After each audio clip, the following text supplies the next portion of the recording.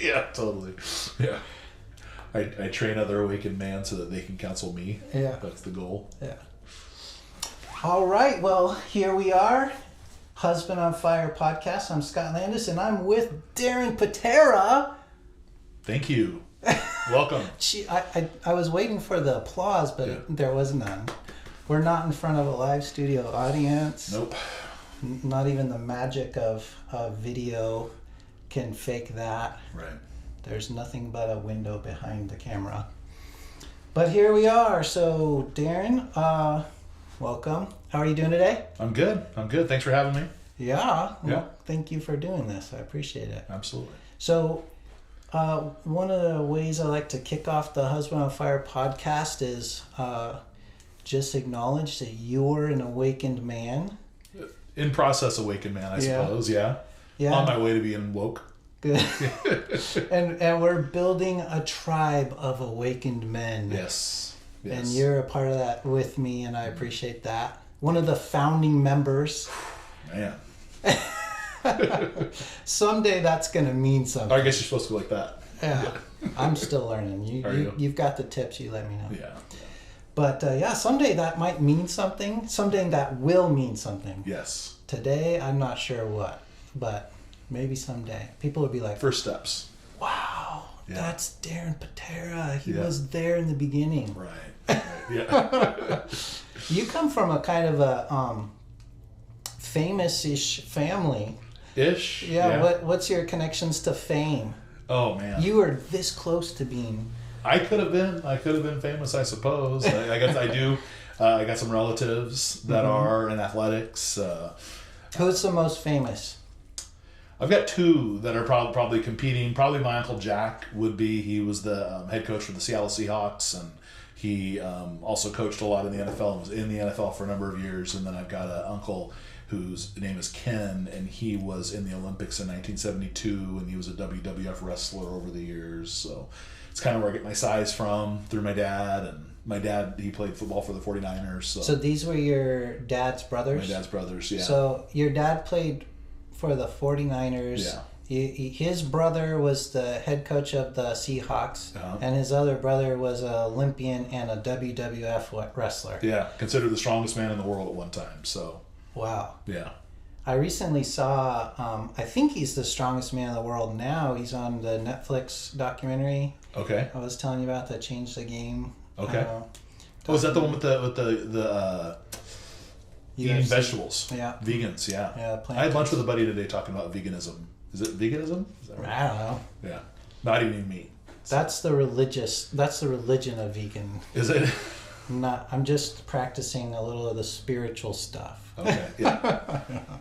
But anyway, so what's your definition of an awakened man? And I like to ask that question because I think everybody has a different answer. You've been experiencing some of this awakening as a man, but what's your definition of an awakened man? Probably like a pure awakened man would be a man who's aware of his masculinity and how to use it, how it relates to the feminine, how to relate to his wife and his children, lead his house, that kind of stuff. You know, that to me anyway. And it's probably just because that's where I'm at in my life, but you know how it functions together in relation. Yeah, you know, I like that. So I'm going to challenge you a little bit more. I love that answer. I don't normally ask this follow-up question, but obviously it suggests that you were asleep at some time. So what's the opposite? Like what's the sleeping version of a man? What is that? Probably somebody who's more again, like out of touch with those kind of things. Doesn't really know what his role is, or doesn't really know how to doesn't really know the gifts that God's given him in relation to being a man. Like somebody who's maybe operating out of more operating from a place of, say, more, I don't know if emotion's the right word, but just like not necessarily being the rock that he's supposed to be, but being more somebody who's maybe a little more unstable or not quite not as grounded. Yeah. You know, because at least that to me, that's something that I've learned in my adult life, is just to be more grounded, to be able to remain calm in the midst of storms. And that kind of stuff. That's good. Now, I know you're a humble person, so don't go humble on me. Okay. But I want you to answer this question. What makes you qualified to speak to the audience of Husband on Fire? You know, again, don't go humble. Tell me proclaim it with authority. What gives you authority? What gives you, why do I have you here? Why do I want you to speak to this audience? Well, I mean, I think that just even in the short time that we've known each other, I think I've grown quite a bit. I think I've been able to, I've experienced a lot as an adult, a lot of my life, my story, trials, tribulations, things like that I've gone through, that I've been able to come through, that I've learned from, that I can hopefully impart a little bit of knowledge to somebody who might be struggling with those same things, and be able to encourage them in ways like, this might seem counterintuitive, or you might really feel like you've got a case to prove, but at the end of the day, that really doesn't matter. Here's what your role is. Love that. So, well, good. Yeah. Sorry, did you have something else? I got nothing else. That's all I got. I just spent the entire and that's thing. A wrap. So, yeah, we're done. So that's good. I want to spend some time on this episode focusing on some of the stuff you've learned. Okay. I mean, we all learn from mistakes, right? So you've had a lot of wins in your life, and I want to get to those. Want to just go right into like where somebody listening to this might be now, struggling with their relationship, struggling with their life, struggling with their business. What comes to mind as far as like, where did you learn your biggest lessons along the journey so far? Probably one of the biggest things that I've had to learn is, again, like when I think I just mentioned a little bit ago or alluded to, like this desire to win something, or this desire to prove something, or, present evidence to support your point. Like say if you're talking about something with your wife and you're just not quite jiving, and you keep wanting to present like this piece, like, man, if they could just see this, or why is it that I'm able to present this piece of evidence that they're just not, it doesn't matter to them, and understanding that it's not gonna matter to them, that they're operating more out of an emotional space, and I can present all the logic I want, and it's not necessarily gonna help them when they're when they're feeling something. Okay, cool. Well, can you come up with an example, or?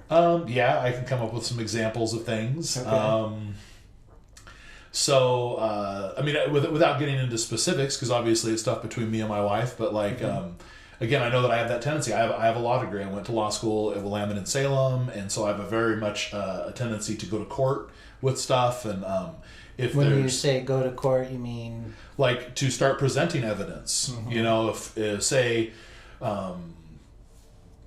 we're at the house and something happens with the kids, and maybe I was there and she wasn't, but then she was feeling something about the situation, whether it was positive or probably in more of a negative light, and then I start telling her or showing her reasons why what she's feeling is incorrect, rather than trying to, again, be that rock that can practice those the skills of listening and reflecting back to her what she's saying, to let her know that I'm really interested in how she's feeling, not necessarily trying to prove her wrong. Okay, so you might be hanging out with the kids, making dinner, getting them on track with homework, doing all the stuff. Right. And then she comes home from something. Right. And she goes into not appreciation, like, oh man, Daren, thanks so much for like taking care of dinner, getting the kids. But she's like, she notices, why is the living room such a mess? Right. Is her opening statement, right? Yeah. And we've all been there, right? Yeah. So. And then I start like, I was doing this and I was doing that and I was taking care of all these things, and really maybe it had something to do with that wasn't even related to that. So the tendency is to be like, what are you talking about? Right. That's something you left there. Right. Or what about all this stuff I'm doing? We go in defensive mode. Yeah. We start, shooting arrows the other way. Yeah. And where does it come from? What's going on in that initial, like, she comes home and that first thing that comes out of her mouth is, what's up with this huge mess in the living room? Right. What's going on there? Like, I know you have, worked on this skill of like interpreting that. So right. What have you figured out? I mean, again, it's kind of like realizing that what she's saying isn't necessarily like the way I interpret it, the way I hear it is like, well, what's this mess doing here? I might want to address the mess, but really what that could mean is like, why didn't you come over here and give me a hug and a kiss and tell me how much you love me rather than staying there cooking food or something like that? It could just be a way, it could just be more of a conversation starter for her than actual reality of what we're trying to do. And that's something that I've gotten, that I've learned over time, is to see things more from her perspective. Like you and I talked about that one time about, coming up with dinner. Dinner is a meal that's eaten between 5 and 6 o'clock at night, whereas dinner for her could be meaning that everybody gets around the table and we all talk and visit. And then, maybe there might be some food there, like understanding that there's two ways to see it. Right. Like she might say, we never have dinner together. Right. And you're immediately thinking, I'm like, we had dinner. I cook dinner every single night. Like I take pride in the Right. food I make. I put it on the table. Yep. And she's thinking, well, we haven't had any conversations around the table in Correct. weeks. You're just standing there eating food and then you rush off and do something else versus Right. dinner. Yeah. Right. Or the comment, why is it such a mess in the living room, could mean I've had a long day. I'm been driving for 40 minutes, and all I was thinking about is like coming in and crashing on the couch and relaxing. Yeah. And really, I'd use a foot rub. Right. That's what she's thinking. She says, "Why is there a mess?" Right. Exactly. So we have to like Just get our decoder ring out Right. and figure out what's going on. Right. Yeah. Right. So how do you do that? So what's the decoder? I think the biggest thing for me is just to kind of take a second and remind myself that I don't need to like actually address exactly what she said, but more again using either active listening tools or maybe even take a stab at what she might be feeling. Mm-hmm. Like, oh babe, I recognize like you've had a super long day and you've had all these things to do and you've been taking the kids to go do this and this and this. Like let's just why don't we just sit and connect for a little bit before we start cleaning this mess up. Yeah. Good. So tell me about a time in your life where things were, you maybe hit a rock bottom where things were really bad and... Never had one of those. No? Okay, well, yeah. I mean, just like as low as you can... I mean, I know it's really hard to find those low points from where you live up there in the sky. Yeah. But, I want to hear like a huge life lesson from a challenging time. So it could be growing up, could be... by the way, kind of give a history... you're on your second marriage, so Correct. give a history of like relationship and kind of grew up relationships, just like in 2 minutes or less. What's the history? So I mean, as far as relationships as an adult, I was married before, and I've got 3 kids from that marriage. How old are your kids? So we've got identical twin girls that are 16, and I've got a son that is 8. And then I've got a daughter that is 8 also through Jen, through my current marriage.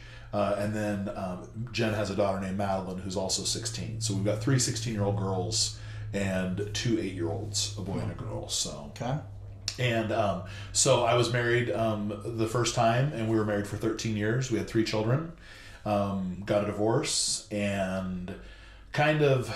I met Jen quickly. It was about a year later. I am really close with her aunt and uncle, and so So you knew them before her? Yeah, I knew them before her, and her aunt introduced us, and she tried to grab me up as fast as she could. So I was kind of obviously. I was like, yeah, sounds great to me. So I wasn't going to complain. But and then so we met about a year after my divorce, got married 6 months later. We've been working now for our anniversaries next month in March, 5th anniversary, and we're blending the families and figuring stuff out. So blended family comes with some unique challenges. Yes. On top of the challenges of just marriage in general. Correct. And then also some baggage that we both brought in from previous relationships, things like that we got to work through. And okay. So let's go to baggage. So go before relationships, growing up, like we all bring into our marriages childhood wounds, stuff from previous relationships, hurts and pains from the past that maybe are unhealed. And in a lot of ways a marriage relationship is a great place to like find healing, right? If you can really navigate it well. So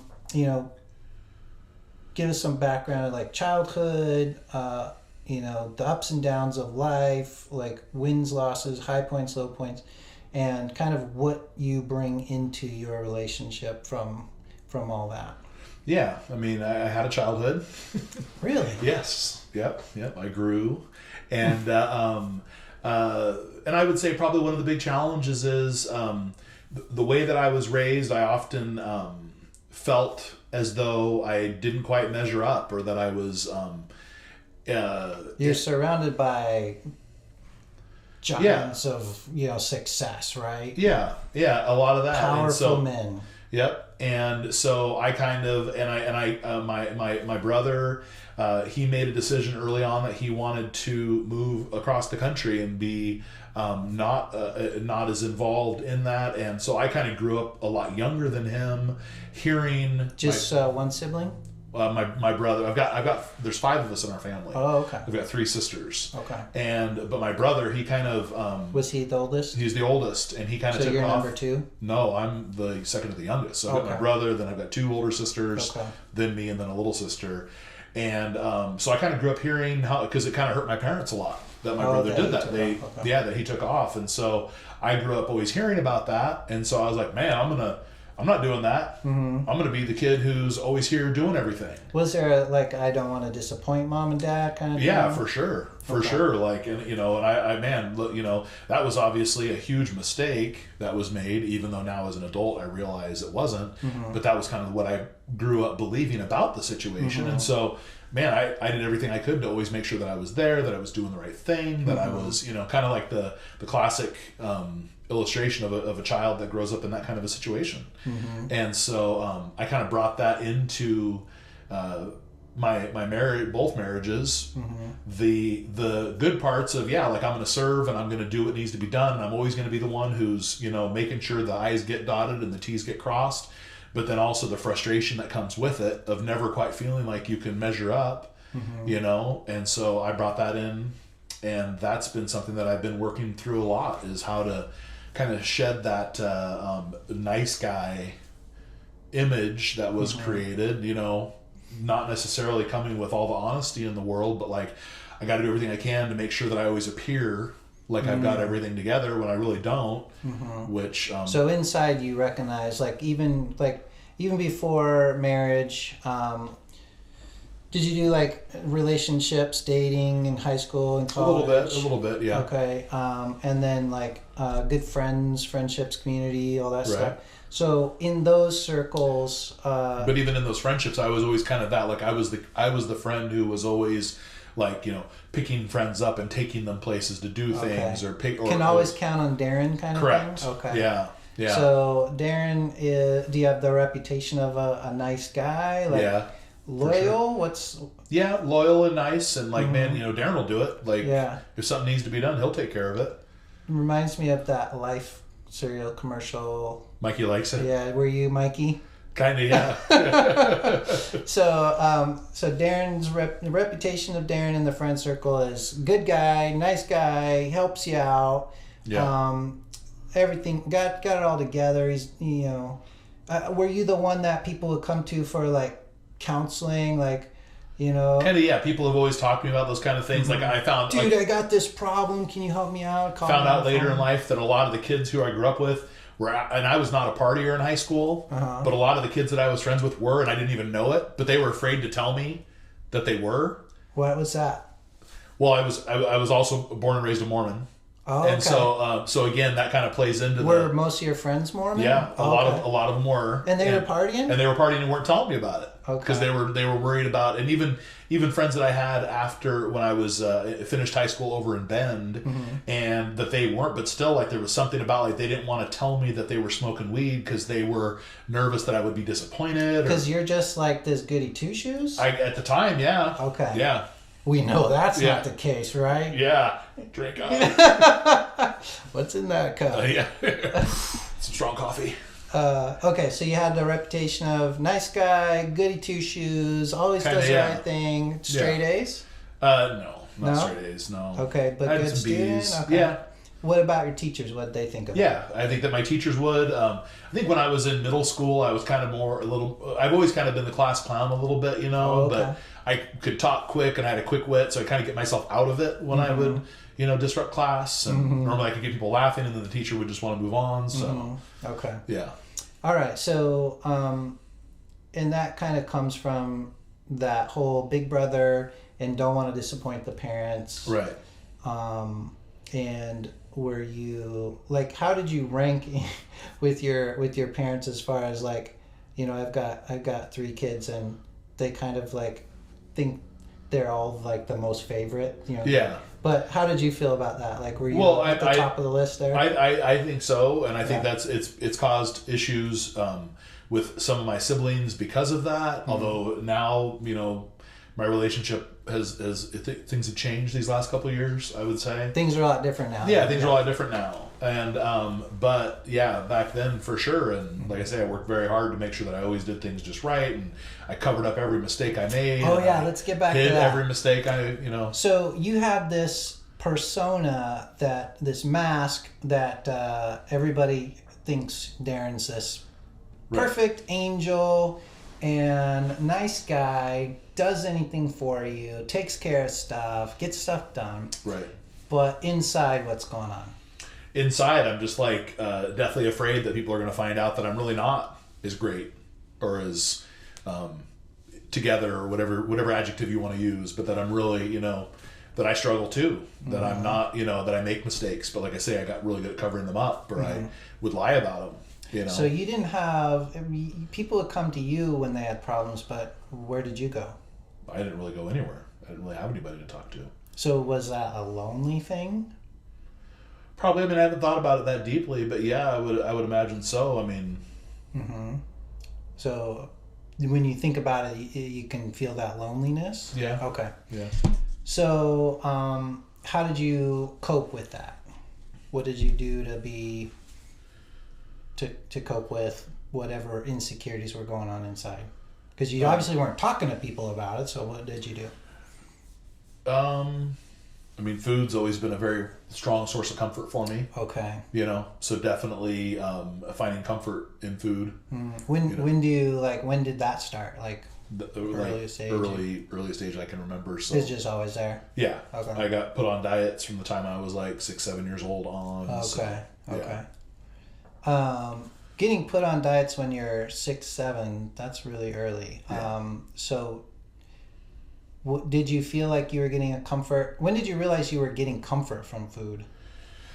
I don't know if that came until later on. Yeah. It wasn't like I read like, oh, good, like, oh, look at this comfort I'm deriving from eating this food. Sure. Like that was not a thought that I was putting together. I just knew that when I did, it relieved some sort of stress or some sort of whatever. But probably not until I was in my 30s, that I realized what was going on there. There's a connection there. Yeah. Okay.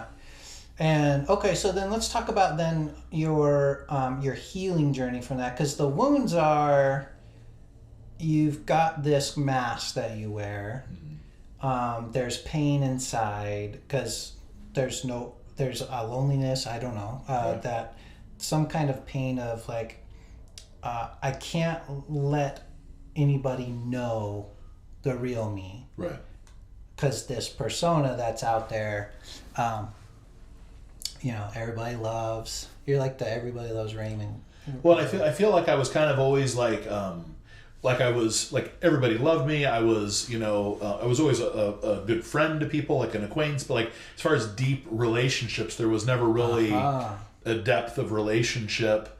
I always had one or two friends that normally, again, I was kind of the one that was taking care of them. They had some sort of trouble or problem or whatever, and I was the one who was trying to make things better, or sympathize with where they were at, or I had something that they wanted, so I would take them to go do something, whatever it might have been. I'm certain there's a lot of guys that there's a guy who might be listening to this that can totally relate to that idea of like always being the go-to guy, but feeling like there's no outlet for me, there's no place for me. And so you've done, and I know you're still in progress and you're still working on this stuff, but you've done a lot of work since I've known you on kind of the healing process of like, okay, being aware of this stuff is one thing. Right. Moving forward, becoming that awakened version, that best version of yourself as a man, that's a process. And so if you have that guy who's watching, who's listening, that finds himself in that place, and they're really in that pain right now, they're really in that loneliness, they have the insecurity, they're not they feel like they know they're the only one who knows what's really going on, and everyone else thinks they're just in a great place, but they're dying for something. I don't know what you might know. I mean, what do you want to say to that person? Probably take the risk and open up and share with some people what you're dealing with, and find somebody to confide that in, and start practicing self-care and taking care of yourself, and not always feeling like, again, if they were like me, then they always felt like they had to take care of everybody else, but like it's okay to put yourself first once in a while. Okay, cool. So give me some examples of that for you. I mean, I'm aware of some, but right. Like what are some of those times where you did that, when you followed that advice? Share the story. I mean, I guess I'm thinking when you're bringing that up, I'm thinking about just in my first marriage, I kind of gave up golf. So golf was always a big part of my life. I played golf competitively and loved golf, and I still do, although it's more frustrating now because I don't have the time to play as much. But you were really good. You weren't just good. You were really good. Yeah, I was a good golfer. Were you ranked? No, not necessarily. Okay. I mean, you played in high school, right? I played in high school, and I redshirted a year in college, but that was basically as far as I went with it. Okay. But yeah, I was a good golfer, and but in my first marriage, like the thought of me doing something for myself was not something that was accepted, and so I kind of gave that up. Versus... Of course you did, because whatever people wanted from you, whatever people expected, right. You conformed to that. Yeah, that's what I would do. Rather than being true to myself and honest and, saying, no, I'm sorry, I'm doing this. You were so conditioned, you didn't even know that was an option. Right. It didn't feel like it was an option to me to get to go do that. Yeah. And so that's something that I've learned. So tell me about the early memory, first time you can remember being like, wait a second, I can take care of myself, or I can make my own decision, or I don't have to do what the person's telling me to do. Right. Tell us about that. I'm trying to think of a specific example of that, because I've definitely had that moment in recent times, because that was something even with my current marriage that I brought into it. Again, kind of that fall right into not being able to take care of myself, but make sure that everybody around me is okay. But meanwhile, I'm getting more and more frustrated inside. And so probably, in a way, not that it has anything to do with my wife, Jen, because she definitely wants me to play golf and wants me to do those things, but I still had that same belief in myself. felt like it wouldn't be acceptable for me to go do those things. And there's been many things like that. The golf still is one of those things that, like, I have a really hard time taking time away and going and doing something like that for myself, even though I know if Jen watches this, she's going to be like, that's stupid. Right. You know, I want you to go do that. Right. But again, this is about me. This is my internal, so I'm still working through that. And I think so many guys, especially married and fathers, right? We give stuff up. You know, every guy I talk to has got, you know, more than a couple of kids. Right. They're like, yeah, I used to have hobbies. I used to have stuff that I love to do, and it's been years. Yeah. And that's one of the things that I always recommend. Like, what are those things that lit you up? And you got to bring that back. Yeah. And not because, I mean, there's a selfish motive to that, right? It's good for you, but it also, if the goal is to be the best version of yourself as a husband or as a father, you got to fill your cup somehow. Right. You can't expect to get all your needs met from, you know, kids don't really meet very many needs of the basic needs. You might experience some contribution, some growth from them. Right. You're certainly not going to learn how to be the best version of yourself as a man from your wife, you know, because that's a woman, right? So like finding those things that you can draw, you know, a source of power, of just wholeness and who you are, right? So recently you increased your golf time recently, as far as I know. Last fall, definitely was getting into it more, and then as the weather turned, I mean, you know, kids go back to school, but it's definitely something that's on the radar. I took the kids to go hit golf balls last weekend, and you know, I would love to make that a bigger part of my life again. You know, but it's definitely having awareness around those things. Have they all come back? No, not yet. But I think at first you realized you have the ability and you have the permission. It's like you don't have to get permission. You don't.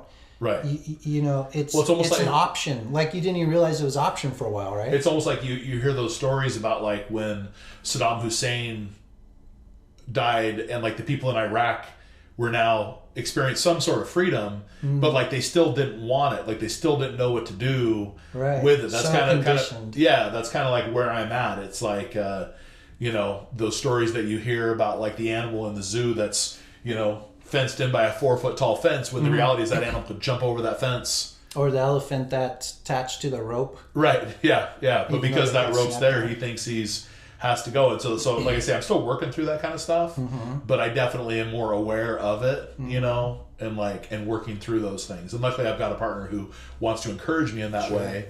But whereas before I, you know, didn't feel like I did, or it didn't. But again, I mean, a lot of that was from before, way back as well. Just like, again, kind of setting my feelings or my desires to the side for what somebody else wants. Yeah.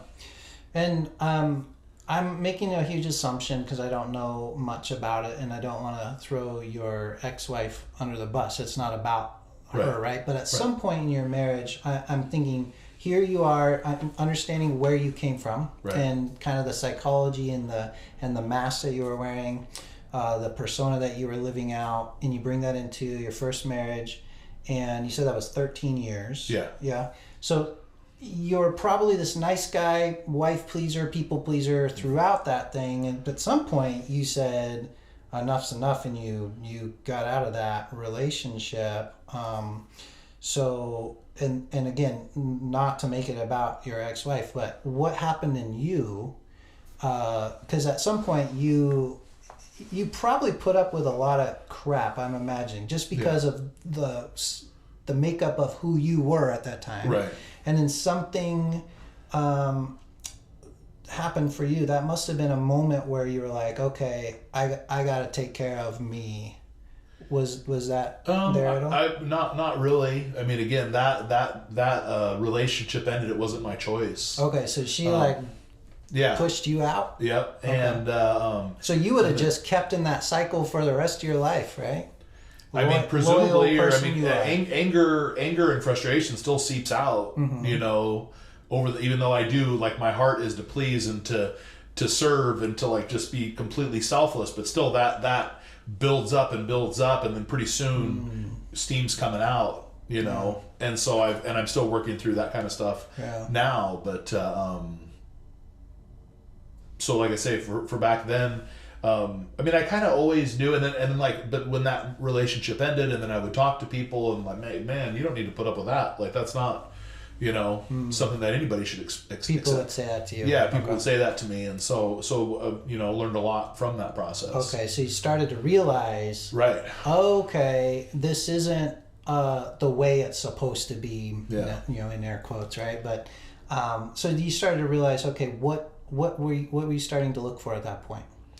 At that point there, when the marriage ended, I mean, I wasn't really looking for anything at that point. I wasn't, I was just trying to get myself back on my feet, trying to focus on my kids, trying to take care of them, you know, and then, so you just changed your direction of what you were pouring into, just right into your kids. Right into my kids. But you still weren't really taking care of yourself at that point. No, I still definitely was not taking care of myself. I mean, I would probably say I've only in the last probably 3 to 6 months really started to really take care of myself. So that's a current thing. Okay, so that's the awakened man journey. Part of it is taking care of yourself. So give us some bullet points, like what are the things that have been a part of your coming out of decades of a pattern, and you're now doing some pattern changing in the last 3 to 6 months. Yeah, I mean, definitely like I'm starting to take care of myself. So I've been the last 4 or 5 months starting to exercise in the morning, which has never been part of my life. I shouldn't say it, but when I was in college, I had a good friend, and we worked out for about a year and a half, and I got in, you know, a little bit of shape. I've never been, I would consider myself being in shape, but then in the last 3 to 6 months, like taking it upon myself to do that. I've got a little gym set up in my garage with a treadmill and some weights and things like that. And I've started caring more about what I'm putting in my body and what I'm eating, paying attention to the quantities rather than just like, F it, you know, and just get after it. But, you know, like, okay, I'm doing this for myself. Like, I'm starting to realize, rather than always feeling like I was doing something because somebody else told me I should do it, but really being able to separate out what I want. And as I'm doing that, as I'm improving, I'm feeling like I have more self-confidence in those areas because I'm taking ownership of what I'm doing. Give me an example of that. I know you shared with me once about what's going on at work. Like, as you've been experiencing this kind of awakened man experience, right? You're seeing yourself be different at work. So what's going on there? Yeah, I think at work, I'm again, because I know that I'm making the right choices, at least according to me, and I'm doing the right things, and I'm feeling more ability to call out other people on their stuff. Like if they're not pulling their weight, whereas before maybe I felt so defeated, or like I really didn't have a leg to stand on because I knew that I wasn't really doing, you know, as much as I could do. But now that I'm like, okay, I know that I'm being productive. I know that I'm doing the right things, and this person over here isn't. So I'm feeling more at liberty to help them to raise up too. You know, that is so huge because from your story, from childhood, inside you knew that everybody saw this level of guy. You knew you were down here, right? And now it's almost like maybe it's shifted, right? Or at least for yourself, it's you know you're right there, and you see people around you that are down here, and you're bringing them up. You're calling them out, right? And that's awesome. I mean, that's huge. Is this really just a 3 to 6 month thing, or? I mean, I would say that little piece we're talking about there is probably the last 1 to 2 months. That's awesome. So, I mean, and I think that's a part of, you know, we have this awakened man community, and that's a part of, like, you know, I talk to guys about how to go through this awakened man process, or another way of saying it is, you know, get your balls back or whatever, you know, just bring that masculine energy, that power and performance and passion back. You touched on morning routine. It seems like across the board, without exception, no matter who I'm talking to, they've got a morning routine dialed in. And you're starting off with like win before you even step out the door in the morning. Yeah. And then another component I've seen is raising the standard for yourself, which automatically raises the standard around you.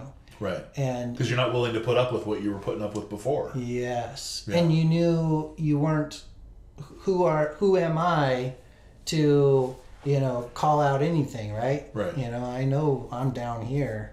So, but if you're living at this higher level, you raise your standard and you start noticing, wait a second, that's not good. That's Right. not good enough. That's not the best. We can do better. Yeah, and you're able to raise those around you too. Anything else about that?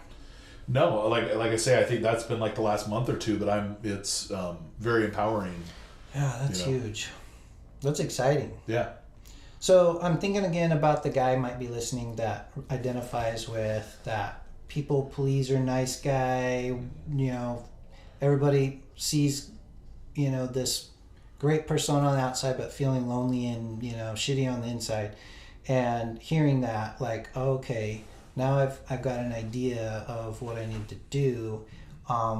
What else would you recommend they do? So morning routine, raise your standards. I know the Awaken Man community is about getting guys connected, lock arms with other guys who are doing what you're doing on the same journey with the same kind of mindset. Yep. Anything to add to that experience? Yeah, I mean, I would definitely say, getting connected with you. You and I have, at least from my perspective, developed a good relationship. We could talk to each other, to have somebody that you can call and be like, man, this happened to me, or this is what I'm dealing with. What do you think? And somebody will be honest with you back. Yeah. And brutally honest guys that are willing to tell you the truth, right? Right. Yeah. Right. Not just like, oh man, that sucks. Keep doing what you're doing. And then you just keep stepping in the same hole over and over again. So that's been huge, and that relationship, and then and that's probably one of the first that I've had that's been like that. Where I'm not trying to earn something. It's mutually beneficial. So Okay. What else? Did we have something else we were gonna? I don't know. I don't know. Just imagine that guy that's listening, he's basically where you were at, and you're discovering all these things that are really changing the patterns of your mind, changing the patterns of your routines, Right. changing the patterns of your relationships. Anything else that comes to mind as far as what's working for you? I mean, probably the biggest thing I would say, especially from where I've come from, and other recovering nice guys, is again putting yourself first. Taking care of yourself and not being afraid to do that, and trust that if you are yourself, people are still going to accept you. And it's actually going to be better because you're being more authentic and you're being who you really are, versus trying to be who you think somebody wants you to be. I love that. And you'll be more comfortable. Yeah, be more authentic of who you really are. Right. So how did you do that? How did you start discovering that? Man, how did I discover that? Well, I know one thing you mentioned is you're I'm a golfer who's not golfing. I need to get out there golfing, right? Right. So anything else like that? Probably one thing for me too that's this is going to sound really interesting, but and this I came to grips with a number of years ago, but I made a realization. But I never liked being a big guy. And I'm a big man. I'm 6'6", 350 pounds plus, and big guy. And I always felt so much. You give big hugs. Big hugs. I can hurt people if they're not careful. But I always felt oh man, I got to be thinner. I got to be. I got to lose weight. Again, I've been on diets literally my entire life. But coming to grips, not that I'm happy at the weight that I'm at, but I am happy being the weight that I'm happy regardless. And just kind of getting off that whole thing I've got to be a certain something because somebody says that I should be. My desires to work out and put better things in my body is because of my desire to be healthy and to live a long life, not because I think somebody else wants me to. Yeah. Yeah, that's good. I know. Just to expand on what I know about you is that, tell me correct what's wrong, but I know that you kind of probably went through this psychology change where you were okay, I'm not the weight I want to be, so, and and it's really hard to be the weight I want. I mean, it's impossible, right? Yeah. I can't go from, this size to this size overnight. So, Right. It's hopeless. Yeah. And then you change from that to, I know that if I do the small thing day after day, I'm going to eventually shrink. Eventually I'll get there. Yeah. I'm going to eventually get stronger. I'm going to eventually have easier time going up the stairs. I'm going to live longer. I'm going to, go faster. I'm going to go longer. All those things over time, you connected with little wins every single day. And you got out of your head about, I can't go from 0 to 60 in one second. Right. And that's kind of how I've always lived my life, which is like, go super hard, for a month. And then, man, then you got to recover because you just burn out, but I got to appear like I'm doing so much, versus like, man, every day I'm going to walk on the treadmill for 30 minutes and I'm going to lift these little weights for 30 minutes. And I'm going to start watching what I'm eating rather than having, say, 2 burritos, I'm going to have 1 burrito rather than have, in the morning, I'm going to have, 1 piece of toast instead of 2 pieces. Like, just make little changes, little tweaks here and there. I'm going to stop eating at 7 o'clock at night. I'm not going to eat anymore late at night, and just making those little things. And it's hard when you're making that mind shift to see something over the long run that's going to actually get you further than doing your shortcuts that you've been trying to take. And it's hard because I know I've talked to you about wanting to, like, the temptation to go back and try something that I've done in the past that had very fast results. But for me, they weren't longevity because I've done it, a bunch of times. And I have a great, huge splash and lose a bunch of weight, but then it's not sustainable for me. It works for a lot of people, but not for me. Yeah. So I'm like, I know that if I do these things, I had lunch today with a buddy of mine, and I'm like, I'm 44 years old. If I keep doing what I'm doing, by the time I'm 54, I'm going to be in like phenomenal shape. Versus if I kept going the road that I was on, who knows where I would be. Yeah. And I know you've made the same kind of connection at work. Yeah. What's going on there? Same thing. Again, like I do, I'm in sales, and I'm always out talking to people. And my pattern for 15 years that I've been doing this is, again, go out, talk to 15 people a day for, every day for a month, and burn myself out, and then I don't do sales for several months. Versus, like, right now I've set myself a goal of 2, although I still haven't had a day where I've only done 2, but just 2 calls a day. Just go out and talk to 2 people a day every single day, and I know I'm going to be able to do it all year long. And every day I end up making 4, 5, 6 calls anyway, but it's just shifting, rather than having something that seems insurmountable, make it more achievable, and then overachieve, and it just feels so much better. Yeah. And Tony Robbins says, progress creates happiness, or something like that. Right. Every day you're making little steps versus feeling like you can't, or you're struggling. I was talking to someone the other day, and they were telling me how they have a workout area in their apartment complex, and they really want to go down and do it, but they just can't get themselves to do it. And I'm just like start just by walking in the room. Just every day, just walk into the room. Then maybe start, like, do just 5 minutes on the treadmill. What if you just did 5 minutes? It's better than doing it right now. And at least you feel like you're getting a win. I remember that's how you started. Like, your first day in the garage gym was just doing a little light stretching. I was just stretching. Yeah, I was just kind of like that guy in a little coat doing that. And now you're an animal. You're you're every time it seems like I don't know how many times you said, well, I got to get more weights, because you just kept going through them. Where are you at now? What's the latest weight you need? Oh, I mean, it's nothing big. I'm doing curls with 40-pound dumbbells, but I started off with 20-pound dumbbells, and so my arms are getting stronger, and I'm feeling better, and getting up and down off the ground. I'm doing some core workouts. So in the beginning, getting up off the ground was a challenge in itself, and now I wouldn't say I'm like popping up, but it's much better than it was. Yeah. But again, I know that it's sustainable, and I know that if I keep doing this, that, like I say, in 2 years, it's just a matter of time. Yeah. Whereas before, man, sitting there looking at the treadmill like, oh crap, I should go do that. No, but like, I'm gonna eat a cheeseburger instead. Yeah, but again, it's just that getting those little wins, and then that habit becomes addictive, and then it becomes more. So like in the beginning, it was just a little bit of stretching. Now it's an hour-long circuit that I've created in my garage that I do, and the same thing with my sales. Like, again, rather than feeling defeated because I didn't reach some humongous goal in a single day, setting the bar and having these wins, it becomes that becomes addictive, and then you want more of that. And so I'm thinking about tomorrow. Who am I going to talk to tomorrow? And I'm making plans for that. And it's much better.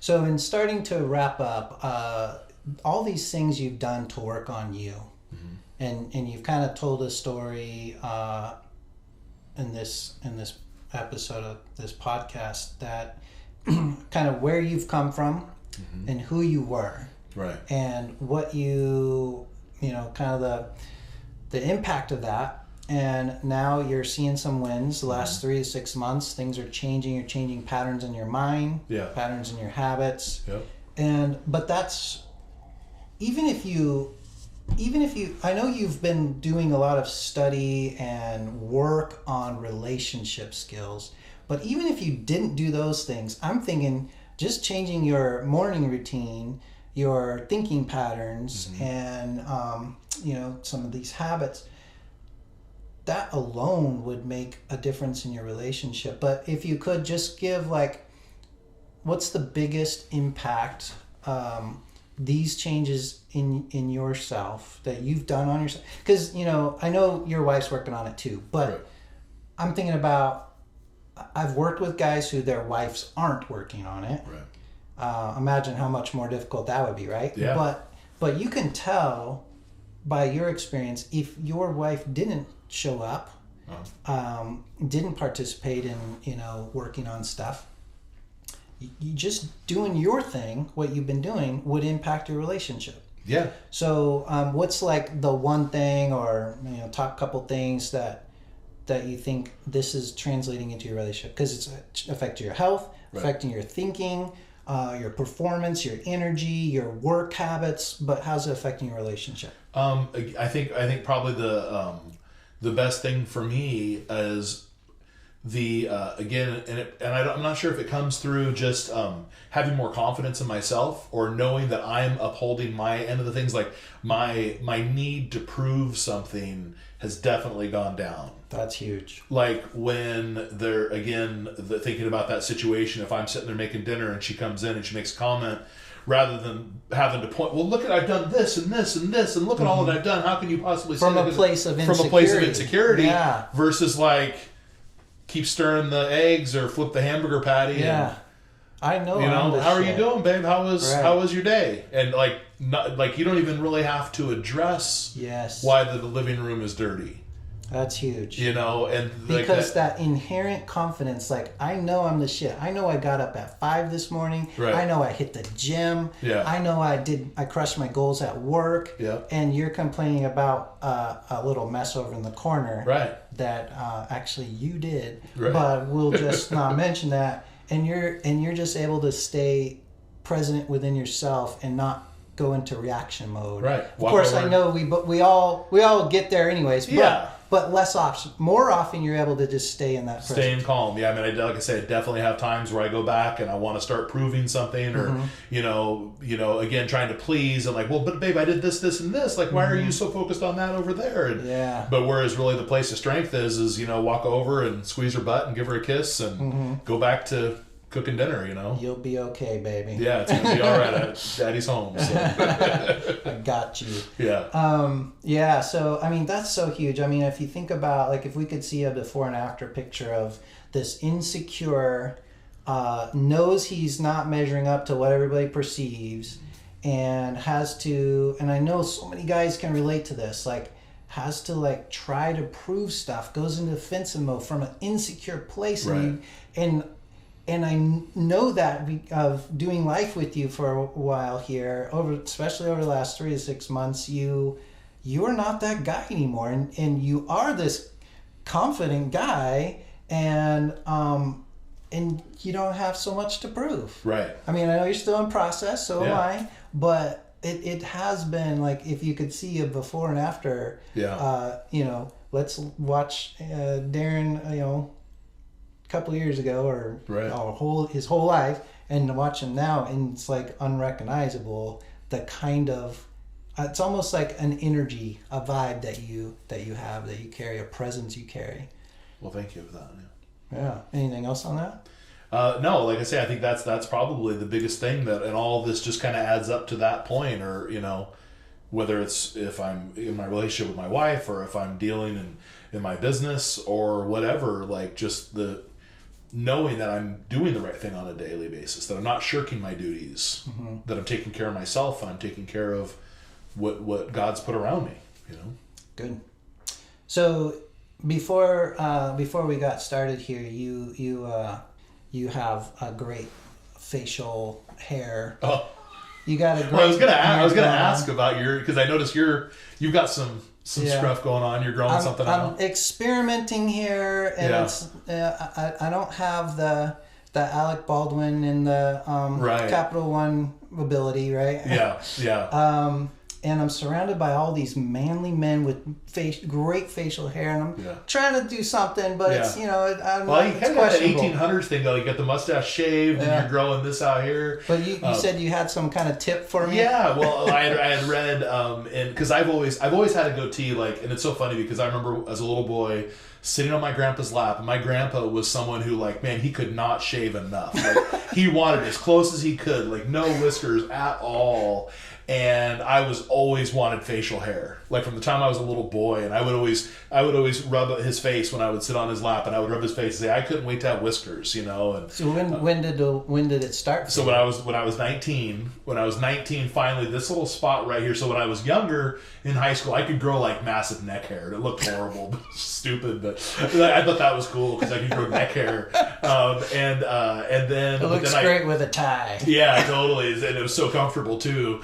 And so then when I got into college, I really wanted to grow a goatee. Of course, that's the mid 90s, and the goatee is what you got to have. And so I'm always growing my facial hair just a little bit, just to be able to see. And then one day I finally noticed that this spot right here connected.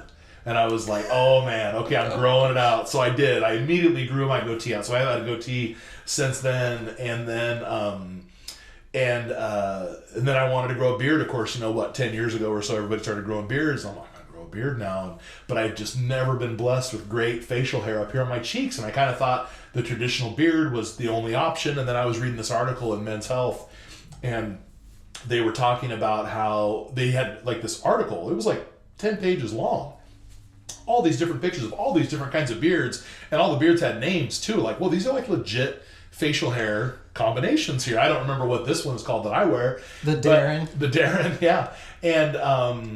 And so I read this article, and they were talking about how, you got to give yourself 3 months. Just don't shave, don't trim, don't do anything for 3 months. And just let it, you're going to look like backwoods, banjo playing, whatever, but let it go, and then work with what you got.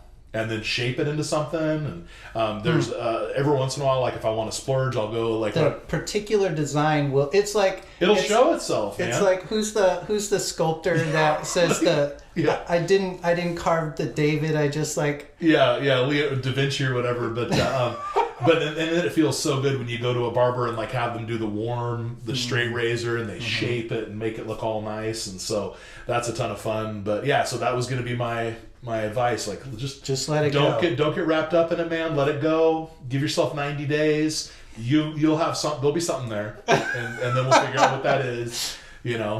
So I'll still be competing with a 14-year-old boy, but it'll be something. You're better than a 14-year-old boy. I got this little spot right about here that's nothing's happening. I know. I'm what is going on? I've got one of those. Right I don't know if it's this side or this side, but yeah, there's a total bald spot. And it just is what it is, but just rock it, let it grow out. This is not the podcast for facial hair help, but this might be the one episode. Yeah.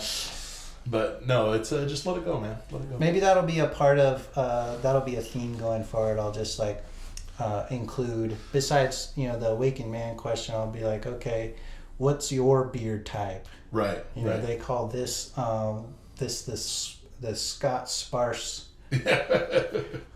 Well, and if you look, Brad Pitt, Tom Cruise, those guys, they rock that facial hair, and they're not necessarily growing the thickest beards in town. So. Yeah.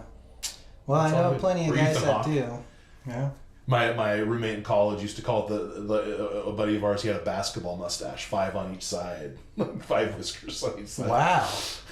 Why is it a basketball? I don't get it. Because basketball, you got 5 guys on each side. Oh, okay. So he would always tease our buddy that he had a basketball mustache. It could also be a boy band mustache. Could be a boy band. Exactly.